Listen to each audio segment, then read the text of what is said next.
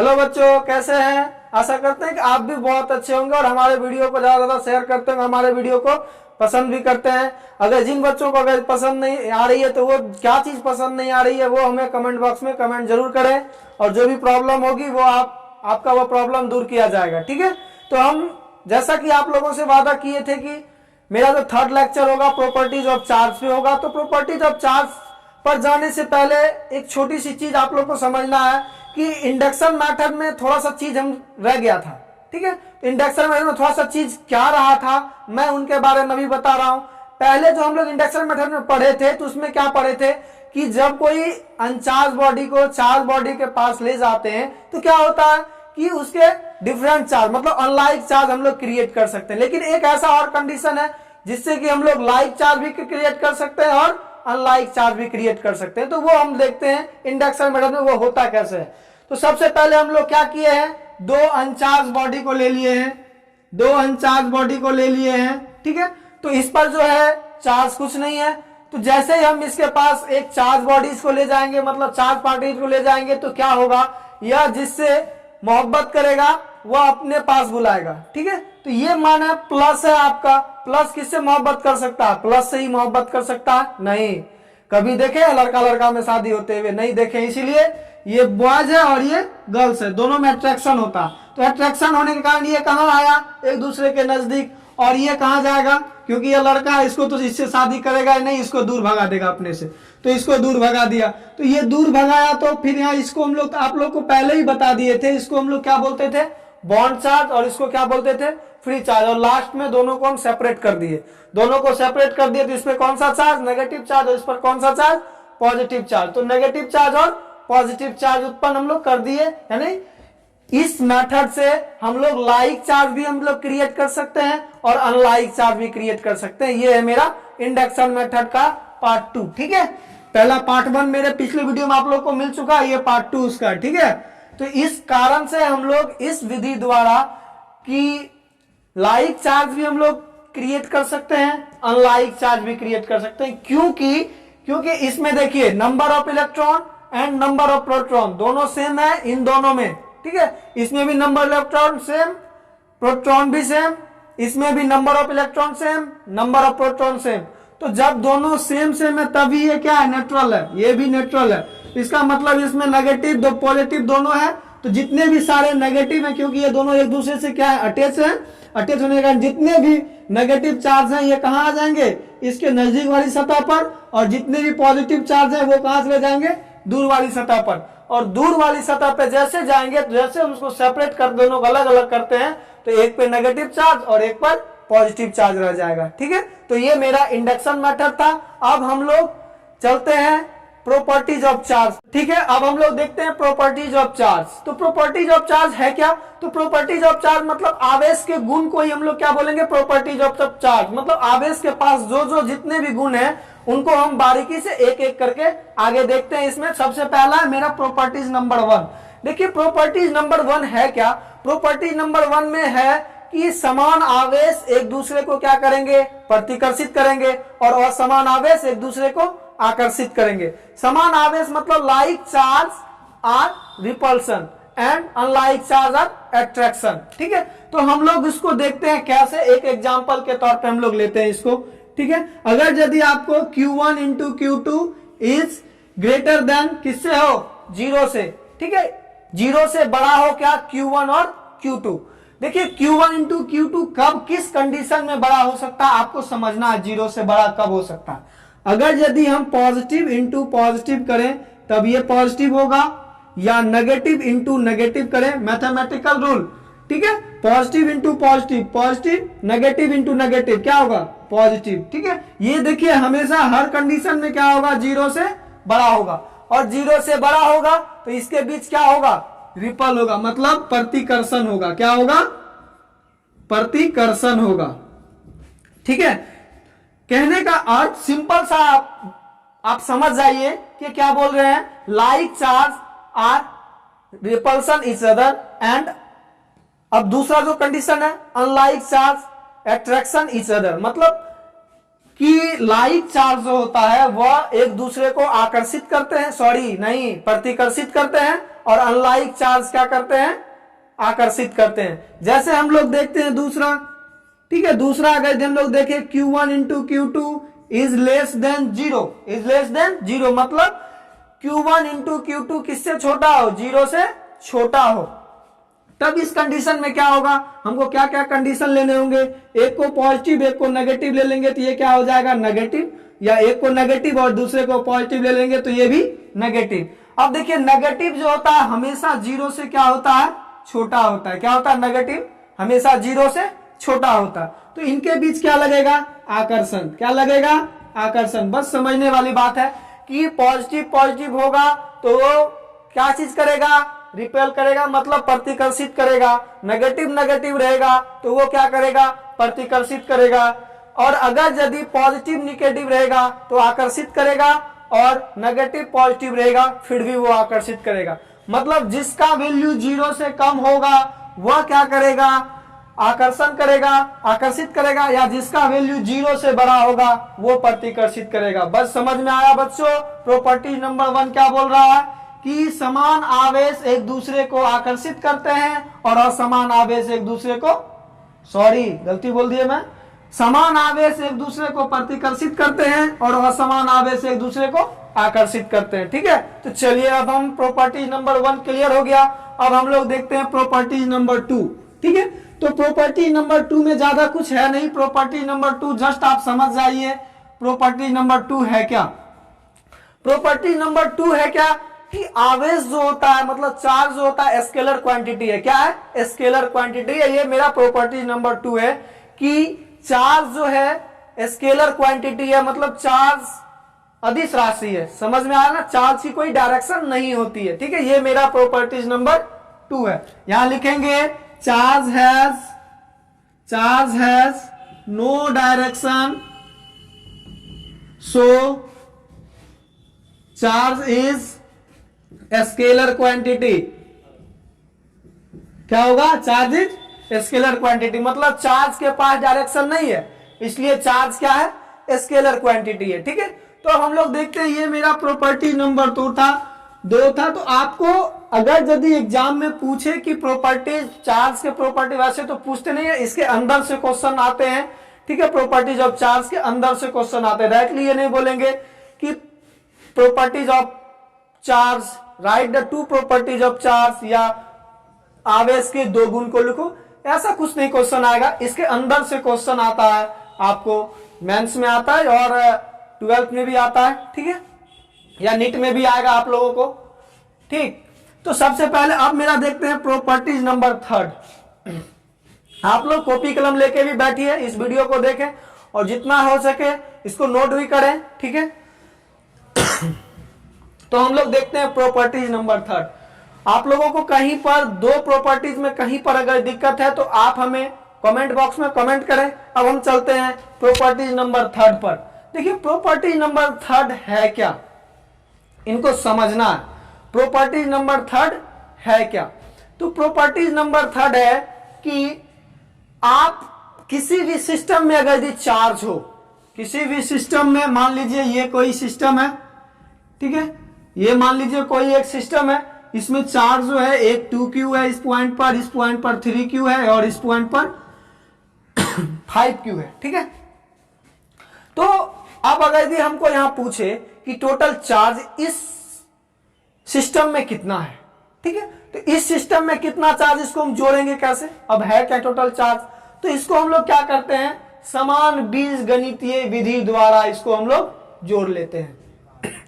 जैसे कि हम लोग मैथमेटिक्स में जोड़ते हैं, तो यहां हो जाएगा total charge is equal to क्या हो जाएगा, 2q plus 3q plus 5q, कितना होगा, 5 3 8 2 10q हो जाएगा।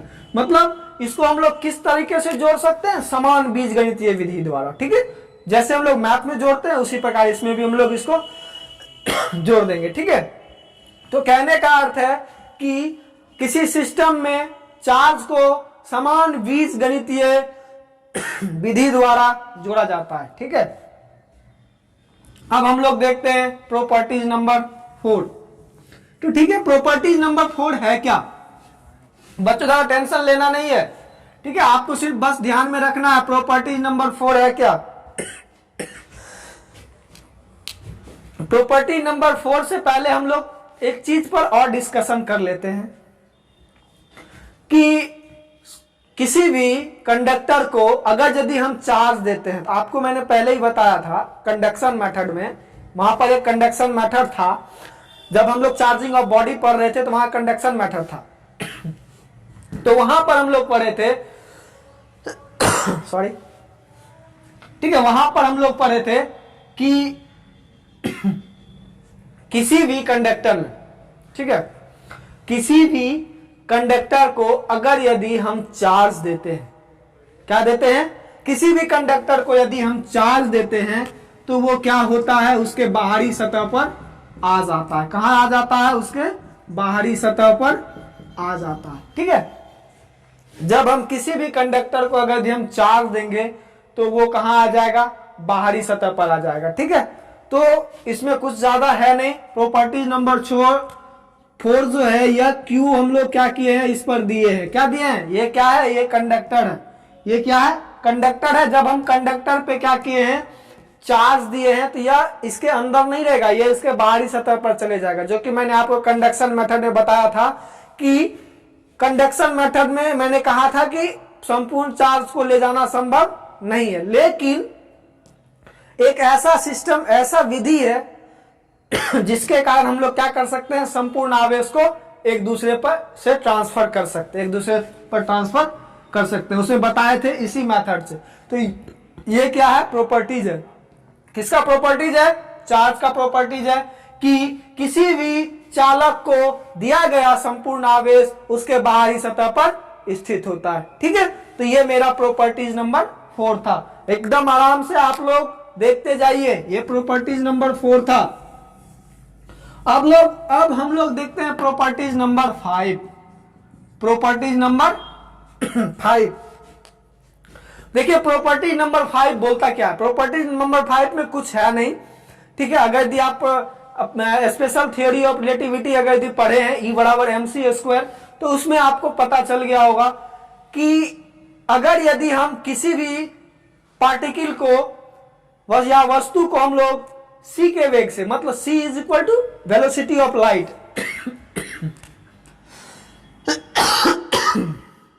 ठीक है, c is equal to velocity of light. तो देखिए c is equal to velocity of light है जो, वह जैसे हम किसी भी पार्टिकल को क्या करते हैं, उसके स्पीड से मोशन करवाते हैं, मतलब उसके स्पीड से उसको गति करवाते हैं, तो वहां पर देखिए मास में, उसके मास में चेंज होता है, क्या होता है, मास चेंज होता है। लेकिन चार्ज जो है यह कभी चेंज नहीं होता, इस पर वेलोसिटी पर कोई असर नहीं पड़ता, वेलोसिटी का इस पर कोई असर नहीं पड़ता, मतलब charge does not depends on velocity या स्पीड। इसको हम लोग लिखेंगे, आवेश गति पर निर्भर नहीं करता, आवेश गति पर निर्भर नहीं करता, यानी कि चार्ज जो है गति पर निर्भर नहीं करता और मास जो है गति पर निर्भर करता। और उसमें एक बात और आप लोग समझ लीजिए, जब किसी वस्तु का चार्ज उसमें होगा, जब किसी वस्तु पर चार्ज होगा, तो मतलब उसका द्रव्यमान होना बहुत जरूरी है।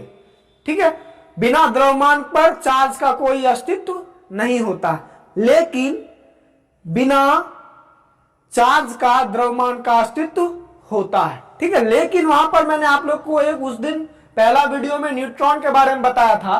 तो न्यूट्रॉन में क्या है कि उसमें मास है, न्यूट्रॉन का मास कितना होता है 1.67 गुना 10⁻⁻27 kg।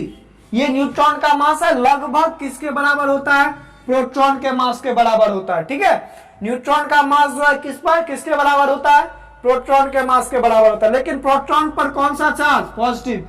जब ये पॉजिटिव चार्ज है तो मतलब इसके पास मास तो है ही, आपको पता है, लेकिन न्यूट्रॉन पर कोई चार्ज नहीं है, न्यूट्रॉन पर कोई चार्ज नहीं, ये एक सब्सटेंस है, अपवाद है। ठीक है, कि इसका मास होते हुए भी इस पर कोई चार्ज कभी नहीं आता है। ठीक है, अब हम लोग देखते हैं प्रॉपर्टीज नंबर 5 पे थे। तो प्रॉपर्टीज नंबर 5 में क्या है कि charge does not depends on velocity, charge velocity पर डिपेंड नहीं करता है, ठीक है। या हम उसको दूसरे तरीके से कह सकते हैं, चार्ज जो है, चार्ज का अस्तित्व मास से होता है, लेकिन मास का अस्तित्व चार्ज से नहीं होता है, ठीक है। समझ में आया? ये मेरा क्या था, प्रॉपर्टीज नंबर 5, ठीक है। तो प्रॉपर्टीज नंबर 5 मेरा क्लियर हो गया। अब देखते हैं हम लोग प्रॉपर्टीज नंबर 6। प्रॉपर्टी नंबर 6 जो है क्या बोल रहा है कि चार्ज जो होता है वो हमेशा नुकीले भाग पर एकत्र होता है। मतलब जमा चार्ज जब भी होगा वह कहां होगा, नुकीले भाग पर, मतलब जहां चार्ज कटा हो, तार जाया, जहां वायर कटा हो, उसको हम लोग क्या बोलेंगे, नुकीला भाग। जहां कट जाता है तो वहां हम लोग क्या करते हैं, उसको बेंड करते हैं, जैसे बेंड करते हैं तो वहां कुछ ना कुछ नुकीला भाग रह जाता है। उस नुकीले भाग पर ही चार्ज क्या होता है, जमा होता है, और वहीं से उसका मुक्त भी होता है, मतलब वहीं से वो फ्री भी होता है, ठीक है। जैसे हम लोग स्पार्क स्पार्क आप लोग पढ़े होंगे, स्पार्क है क्या, स्पार्क आपका जब भी होगा तो वो कहां होगा, नुकीले भाग से होगा, ना कि प्लेन सरफेस से नहीं होता है। वो जब भी होगा तो आपका नुकीले भाग से होगा, कोन एरिया से होगा, ठीक है। प्रॉपर्टी नंबर 6 यही बोलता है कि चार्ज जो होता है यह हमेशा नुकीले भाग से उत्पन्न हो, नुकीले भाग पर उत्पन्न होता है और नुकीले भाग से ही मुक्त होता है, ठीक है। समझ में आया? चलिए, बहुत अच्छा बात। अब हम लोग देखते हैं प्रॉपर्टीज नंबर 7। कितना, प्रॉपर्टीज नंबर, चार्ज का प्रॉपर्टीज नंबर 7। चार्ज का जो प्रॉपर्टीज नंबर 7 है यह बहुत ही इंपॉर्टेंट है। क्या है, बहुत ही इंपॉर्टेंट है। एक है conservation of charge, conservation of charge मतलब आवेश का संरक्षण। इसका हिंदी क्या नाम है, आवेश का संरक्षण। क्या है, आवेश का संरक्षण। कहने का अर्थ है कि कंजर्वेशन ऑफ चार्ज मतलब आवेश का कंजर्व होता है। क्या होता है, आवेश कंजर्व रहता है। आवेश कभी भी कमता नहीं है, वो हमेशा क्या रहता है, कंजर्व रहता है। जैसे हम लोग एक सिंपल सा एक उदाहरण देखते हैं। एक उदाहरण हम लोग देख लिए, ये कोई सिस्टम ऑफ चार्ज है। इस पर यहां पर इस पॉइंट पर है 3Q, यहां पर है 4Q और यहां पर है 5Q। अब देखिए दोनों को हम लोग जोड़ेंगे। आपको तो मैंने जोड़ने का तरीका बता दिया कि इसको हम लोग समान बीजगणितीय विधि द्वारा जोड़ सकते हैं। तो यहां पर देखिए टोटल चार्ज कितना हो गया, इस पर टोटल चार्ज कितना हो गया, 4 3 7 5 12। कितना है टोटल चार्ज, 12Q चार्ज है। अब जो है इसी को हम लोग ट्रांसफर किए, ठीक है। इसी को हम लोग यदि इस सिस्टम पर ट्रांसफर करेंगे, ठीक है, इसी को यदि हम इस सिस्टम पर ट्रांसफर करेंगे तो मान लीजिए इस पॉइंट पर आ गया 5Q। क्या आ गया, 5Q। और इस पॉइंट पर आ गया 5Q। यहां भी क्या आ गया, 5Q। मान लीजिए इस पॉइंट पर क्या आ गया, यहां पहले 3Q था, यहां क्या हो गया 5Q। यहां 4Q था, यहां क्या हो गया, कितना हो गया 5Q। अब जो है लास्ट पॉइंट जो है, ये लास्ट पॉइंट पर कितना होगा, मतलब आवेश हमेशा कंजर्व होता है। मतलब इस पर जितना टोटल चार्ज है इस पर भी उतना ही टोटल चार्ज होगा। तो मतलब यहाँ 5 5 10, तो यहां पर कितना आएगा 2Q आएगा, ठीक है। तो क्योंकि हमने आपको बोला कि आवेश हमेशा क्या होता है, संरक्षित होता है। आवेश हमेशा संरक्षित होता है कि अगर यदि किसी पहले पर सिस्टम पर चार्ज अगर यदि 12Q है तो अगले वाले सिस्टम पर भी कितना ही चार्ज होगा, Q बराबर 12Q ही होगा। ना एक बढ़ेगा ना एक घटेगा। लेकिन पॉइंट पर चार्ज, इस सिस्टम में पॉइंट ऑफ चार्ज वो क्या हो सकता है, वो मेरा डिफरेंट हो सकता है, ठीक है। उससे हमको कुछ नहीं लेना देना है, लेकिन लेना देना किससे है कि इनिशियल जो है, initial charge is equal to final charge. मतलब कहने का अर्थ है घटना से पहले का कुल आवेश, घटना से पहले का कुल आवेश बराबर घटना के बाद कुल आवेश होता है। ठीक है, इसी को हम लोग बोलेंगे आवेश का संरक्षण, मतलब आवेश का संरक्षण का सिद्धांत। क्या बोल रहा है कि घटना से पूर्व का कुल आवेश और घटना के बाद का कुल आवेश हमेशा क्या होता है, बराबर होता है। ठीक है, बस समझ में आया बच्चों। अब हम लोग देखते हैं प्रॉपर्टीज ऑफ एट। क्या देखते हैं हम लोग, प्रॉपर्टीज ऑफ एट। ठीक है, तो प्रॉपर्टीज ऑफ P8 हम लोग देखेंगे। प्रॉपर्टीज 8 क्या है, तो प्रॉपर्टीज 8 जो है यह बोलता है क्वांटिजाइजेशन ऑफ चार्ज। क्या है, क्वांटिजाइजेशन ऑफ, बहुत ज्यादा इंपॉर्टेंट है ये क्वांटिजाइजेशन ऑफ चार्ज। तो क्वांटिजाइजेशन को हम लोग क्या बोलेंगे, आवेश का क्वांटीकरण। क्या बोलेंगे, आवेश का क्वांटीकरण। ठीक है, या क्वांटिजाइजेशन ऑफ चार्ज। ठीक है, मतलब आवेश का गुणांक, क्वांटिजाइजेशन ऑफ चार्ज, आवेश का गुणांक। अच्छा एक चीज बताइए, चार्ज का सबसे छोटा क्या चीज होता है, चार्ज का सबसे छोटा वैल्यू क्या होता है, ई। क्या होता है, ई। चार्ज का जो सबसे छोटा वैल्यू होता है वो क्या होता है, ई। इसका वैल्यू कितना होता है, -1.6 गुना 10⁻⁻19 कूलम। मतलब कहने का अर्थ है सिंपली सा कि इसको अब हम लोग नहीं तोड़ सकते हैं, ना इसका हम आधा कर सकते हैं, ना इसका हम चौथाई निकाल सकते हैं। यह मेरा परफेक्ट है। ठीक है, इससे ना कम होगा। ठीक है, इससे कभी कम नहीं होगा।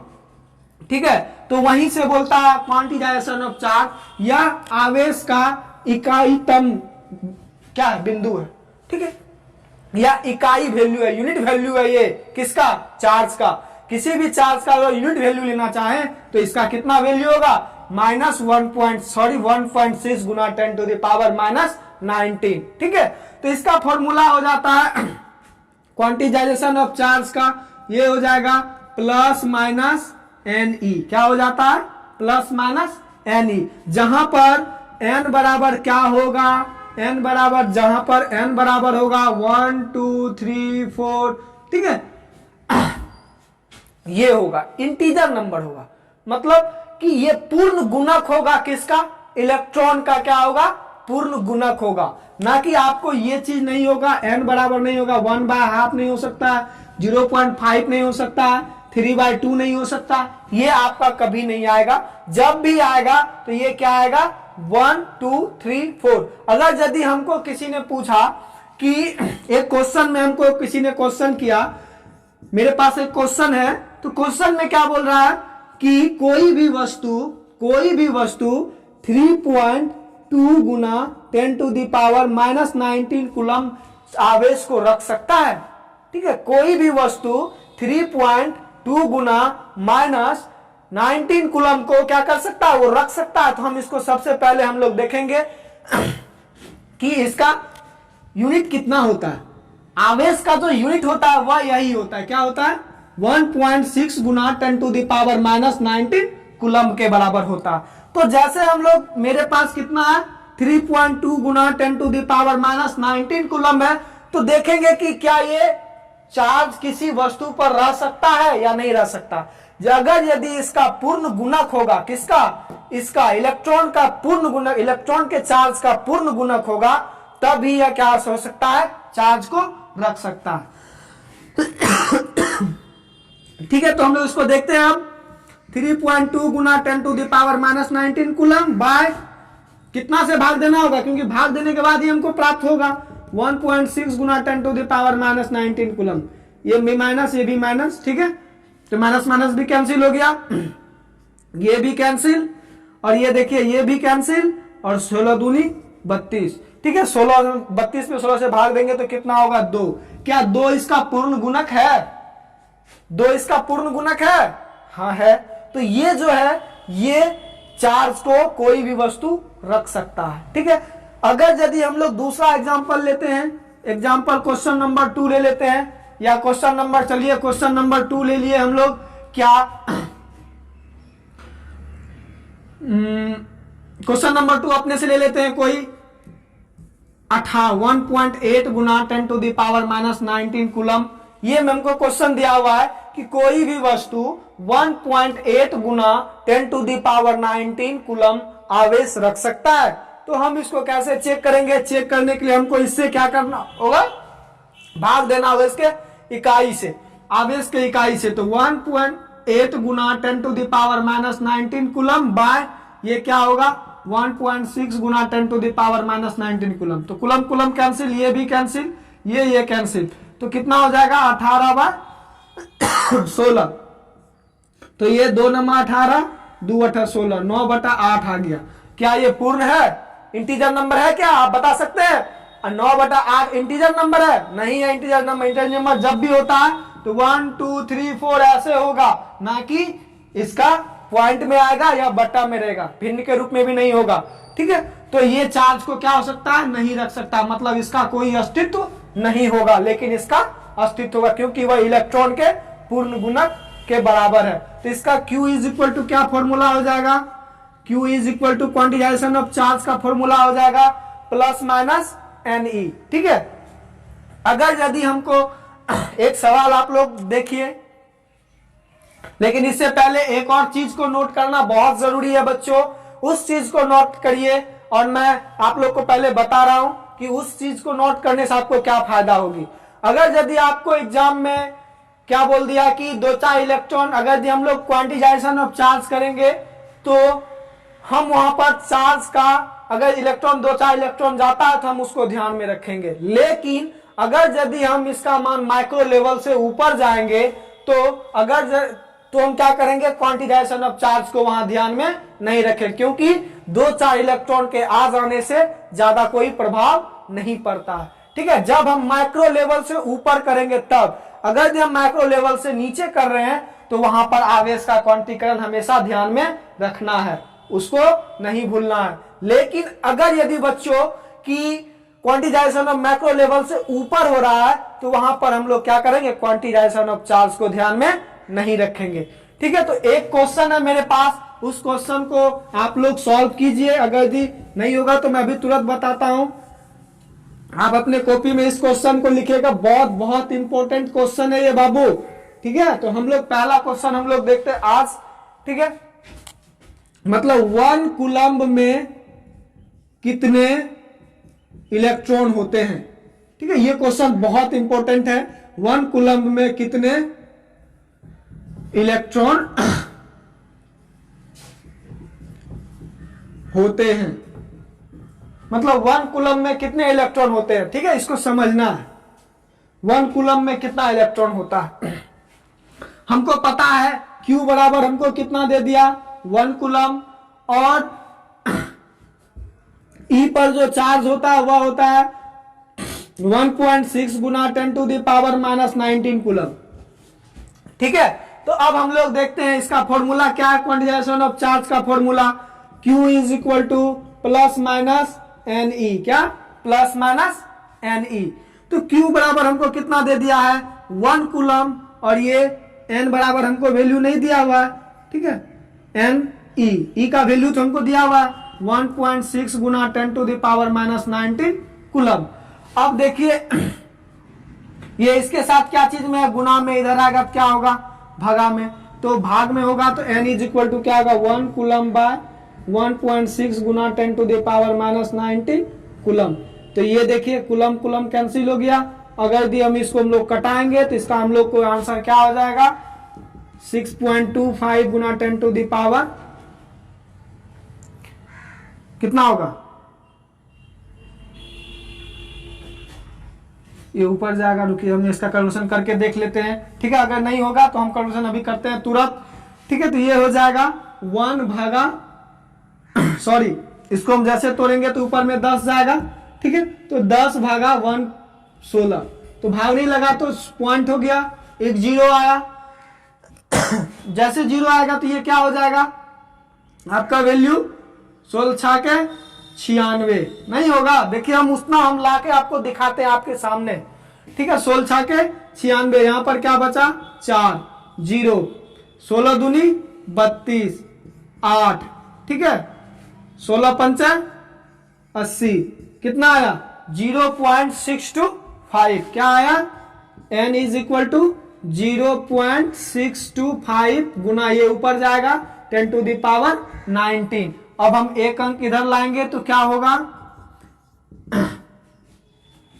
एक अंक इसको तोड़ेंगे तो हो जाएगा 6.25 गुना 10⁻18। ठीक है, इतना इलेक्ट्रॉन क्या होगा, एक कूलम में इतना इलेक्ट्रॉन जाएगा, इतना इलेक्ट्रॉन बराबर क्या होगा 1 कूलम। तो आपको समझ में आ रहा होगा बच्चा कि क्वांटिटाइजेशन ऑफ चार्ज अगर माइक्रो लेवल से हम लोग ऊपर करते हैं तो वहां पर हम लोग क्वांटिटाइजेशन ऑफ चार्ज को ध्यान में नहीं रखते हैं, और अगर हम माइक्रो लेवल से नीचे करेंगे तो क्या होगा, वहां पर हम लोग क्वांटिटाइजेशन ऑफ चार्ज को ध्यान में रखना है। तो ठीक है, तो आज का ये मेरा वीडियो था प्रॉपर्टीज ऑफ चार्ज पर। इसमें आप लोगों ने प्रॉपर्टीज ऑफ चार्ज में हम लोग बारी बारी से पढ़े।